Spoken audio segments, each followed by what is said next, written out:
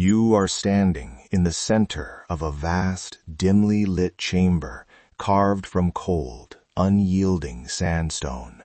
The air around you is thick, heavy with the suffocating scent of burning camphor, crushed marigolds, and the metallic dust of centuries-old stonework.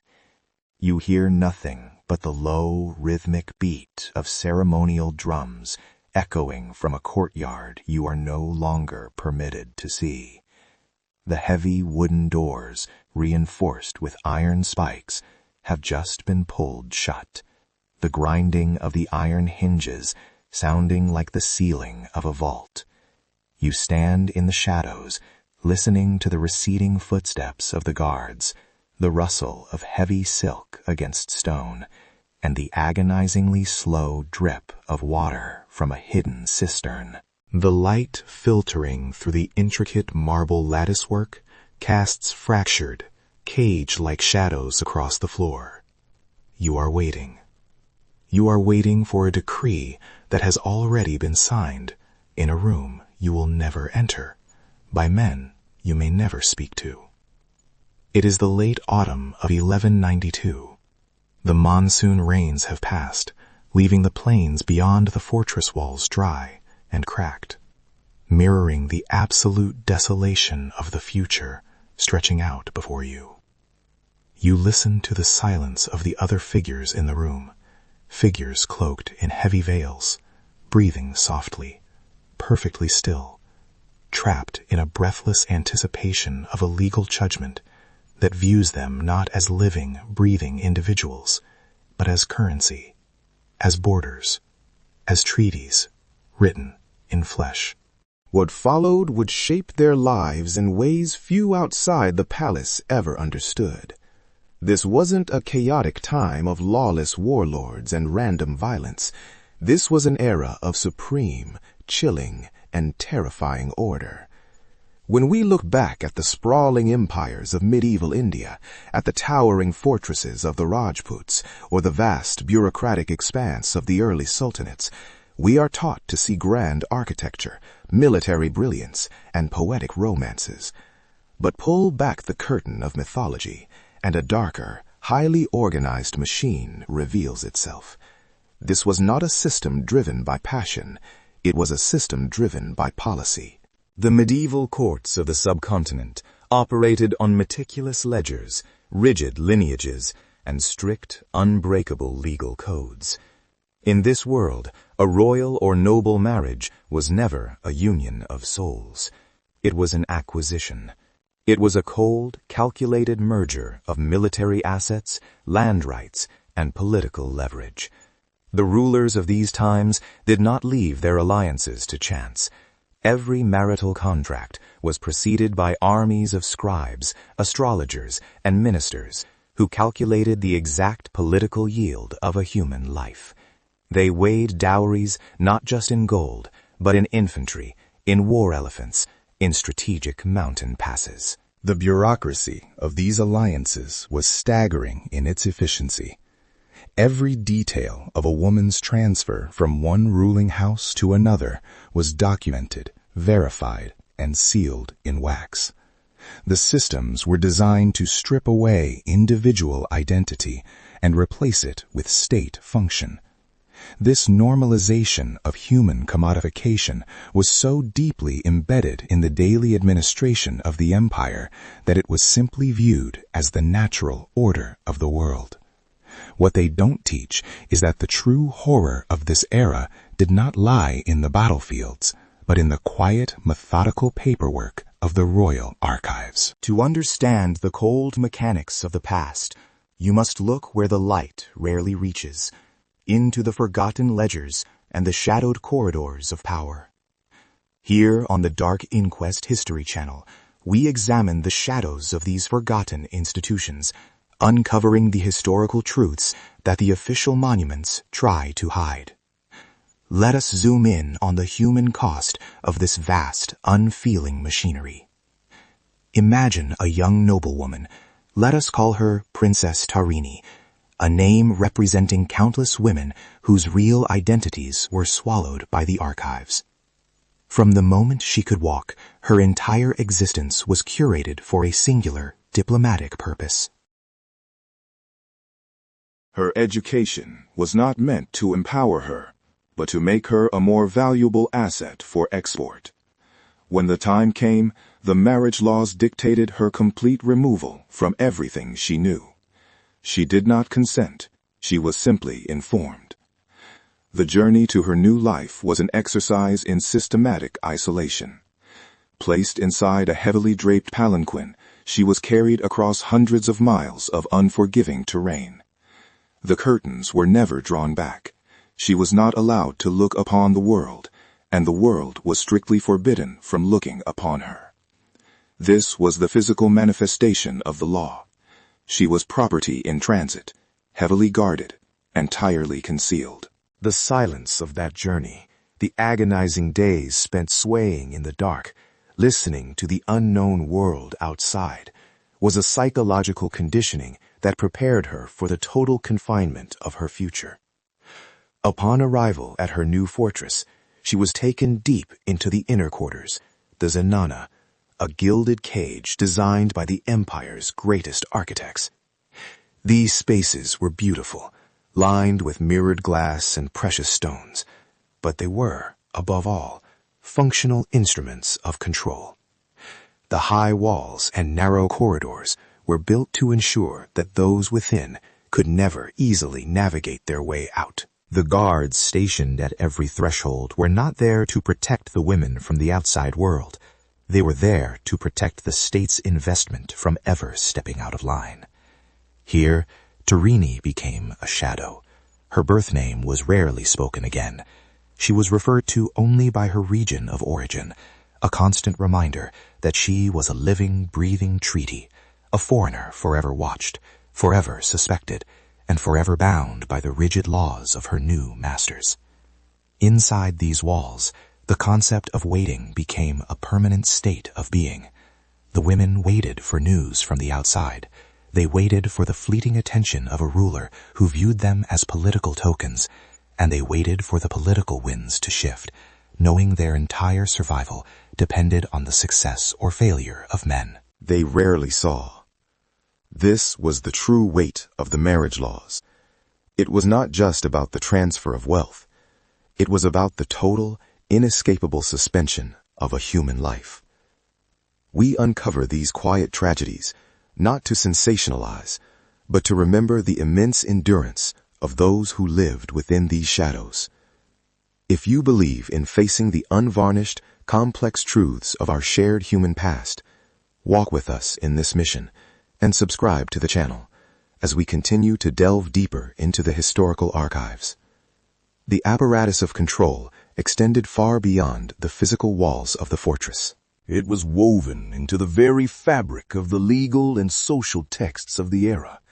The customary laws, interpreted by strict and unyielding councils, dictated every microscopic detail of a woman's existence. Her speech, her diet, her interactions with other women, her religious observances, all were strictly regulated.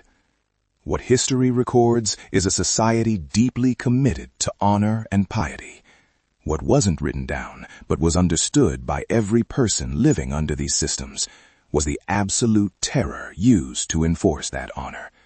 If a woman dared to question her placement, if she attempted to assert any form of independence, or if she simply failed to produce the required political heirs, the legal structures provided swift and merciless correction. They didn't break the law. The law was designed to break them. We find no explicit descriptions of their punishment in the grand royal biographies. Instead, we see the results. We see sudden, unexplained absences. We see women of noble birth quietly relocated to dark, forgotten wings of the palace, stripped of their attendants, subjected to severe mistreatment, and left to endure suffering behind closed doors. We see names deliberately scratched out of genealogy trees. We see the implementation of conditions no person should endure, completely hidden from official records, justified by the courts as the necessary maintenance of dynastic honor. This systemic oppression relied on the complete isolation of its victims. A woman could not appeal to her father's kingdom, for she no longer belonged to them. She could not appeal to the courts, for the courts were comprised entirely of the men who benefited from her subjugation. She was a solitary island in a sea of hostile bureaucracy. The fear of this absolute vulnerability kept the system functioning smoothly.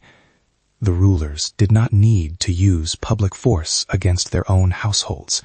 The terrifying architecture of the law, combined with the psychological weight of isolation, ensured near total compliance. The silence was not peaceful. It was a pressurized, suffocating silence, born of constant surveillance and an unspoken understanding of the consequences of defiance. But even this meticulously crafted system of control was entirely dependent on the stability of the men who built it. And in medieval India, stability was the rarest commodity of all. When the alliances inevitably crumbled, when treaties were broken and rival armies marched across the plains, the marriage laws reached their absolute darkest extreme. Imagine the climax of this systemic nightmare. An invading force has breached the outer walls of the kingdom. The ruler is dead, or the army has fallen. The political entity that gave these women their sole legal value has collapsed. In any other system, this might mean a chance for escape, a change of regime, a shifting of allegiances. But the rigid laws of medieval honor allowed for no such flexibility. A woman who was the property of a defeated king could not be allowed to become the property of the victor, for that would mean a transfer of the state's honor into enemy hands. The darkest turning point of the story does not come with the clash of swords or the breaking of the fortress gates. It comes in the agonizing silence of the inner chambers, when the heavy wooden doors are finally sealed from the inside. The preparations are made, not in a frenzy of panic, but with the cold, solemn efficiency of a state-mandated ritual.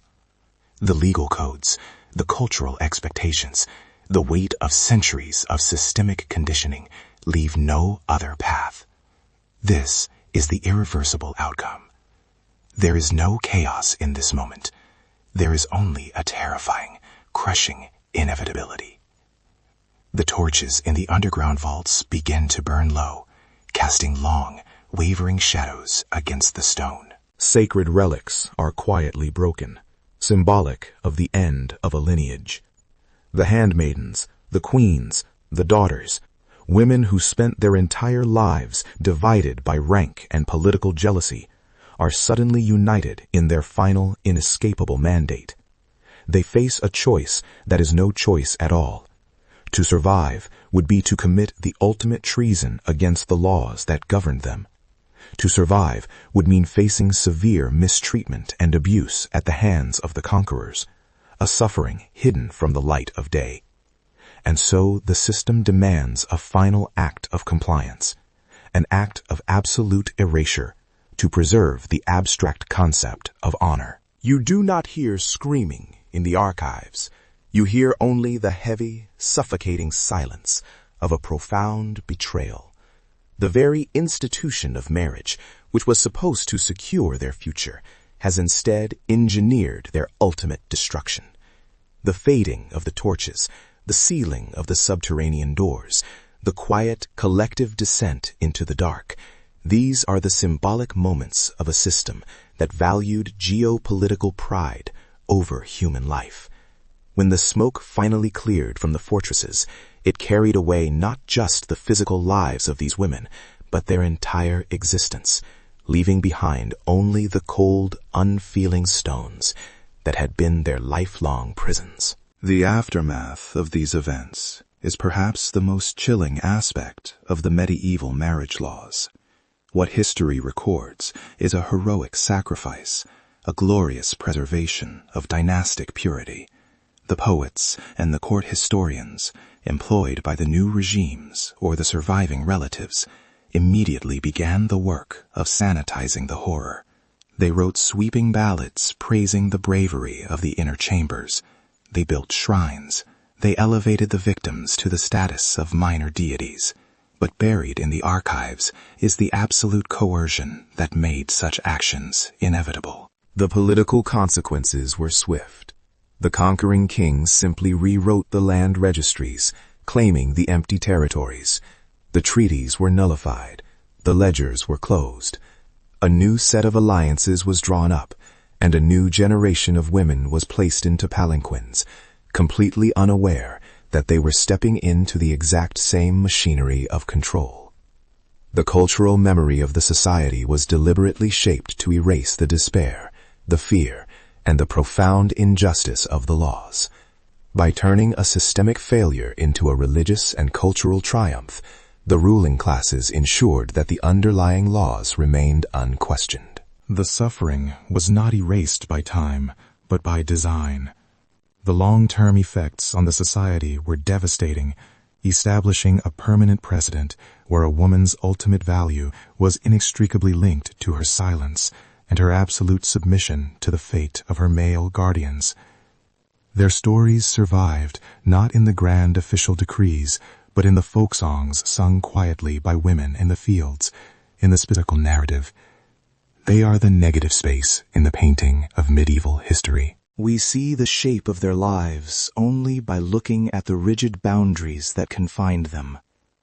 The laws sought to control them in life and erase their individuality in death, reducing them to mere symbols of a forgotten empire's pride.